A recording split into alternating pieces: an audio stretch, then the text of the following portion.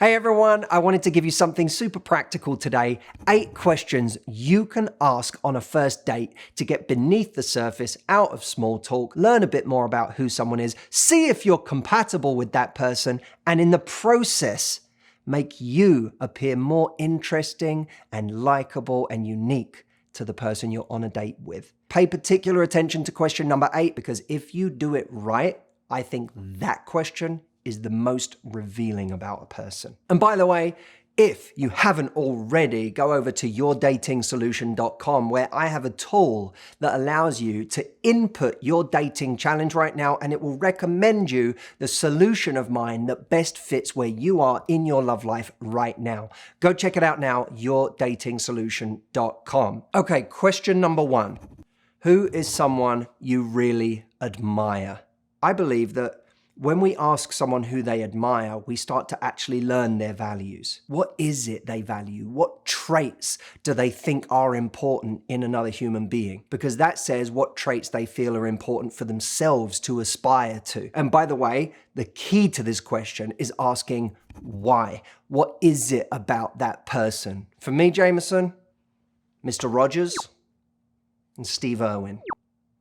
Mr. Rogers because of his just kindness that was consistent in every situation, and Steve Irwin because of his just insane passion for what he did that made you get excited about whatever he was doing because of the energy that he fired out like a cannon. Ask your date next time, who's someone you really admire? Number 2, what kind of vacations do you love the most? I think this is just a fun question in general because it gets you talking about something fun. It gets you away from work.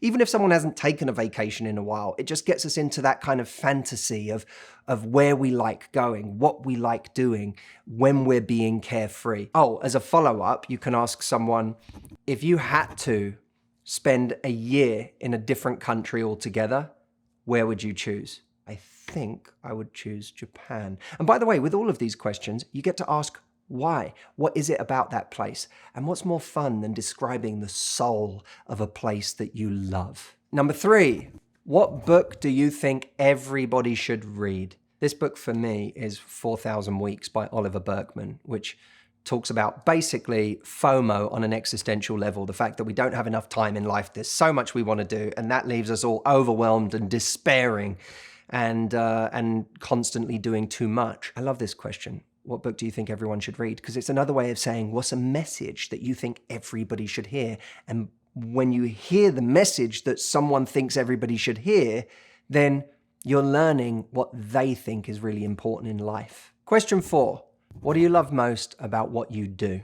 Now, not everyone loves what they do, but what you're going to learn is A, whether they are passionate about what they do for a living, and B, even if they're not, can they find something that they love about what they do? And if they say, oh mate, I really struggle with what I do, I'm not enjoying it, then say, what do you want to do instead? Or is there something you'd much rather be doing? And then you learn about something they're moving towards. But you're seeing if they can find passion in things. I always think that it's a bit scary if someone says, I don't like what I do. And then if you say, is there something else that you're working towards that you would love to do? And they say, not really. I would find that troubling because I'd think, oh, we don't have a lot in common. I could live with the fact that you don't enjoy what you're doing now as long as you were working towards something that you did enjoy. But the fact that you're doing neither scares me because it makes me feel like we have a different passion towards life, or we have a different standard for passion in our lives. Number 5, what's something you love doing but don't do enough? Traveling. Probably everyone's answer right now after the last 2 years, I realize, not just mine. I always feel like this activates a part of our brain that really loves doing something and gets excited when we think about it or when we talk about it, but maybe we haven't gone there in a minute. You're inviting them to tell you about hobbies or passions that they're not indulging nearly enough, and so you learn what their thing is. Number 6, I borrow this question from my dear friend and publisher, Karen Rinaldi, who wrote a book called It's Great to Suck at Something. And the question is, what do you suck at? By the way, you can even use Karen's book as the inspiration for this question. You can say, there's a book that I saw on the bookshelf recently called It's Great to Suck at Something. And it got me thinking, like, what do I suck at? What do you suck at? When you ask that question, you invite someone to a place of humility that a lot of people can't go to, a vulnerability that a lot of people aren't comfortable with. But I like being around people who can be vulnerable. Can you have a moment of actual vulnerability? I suck at karaoke. I get very shy when I'm in an environment where I might be called upon to do something like that. Some people they're like a duck to water when there's a microphone around. I am the opposite of that. And it's probably because I can't sing.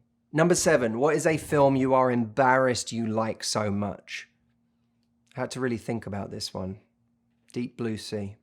That is a pretty bad movie. For some reason, Deep Blue Sea, there can't be a screen that Deep Blue Sea is on that I don't end up watching for the full 2 hours. I just think this question's fun. I also think you find out how seriously a person takes themselves. A bit like asking someone what's the most embarrassing song. If I looked at your top 25 most played songs, what would be the most embarrassing one among them?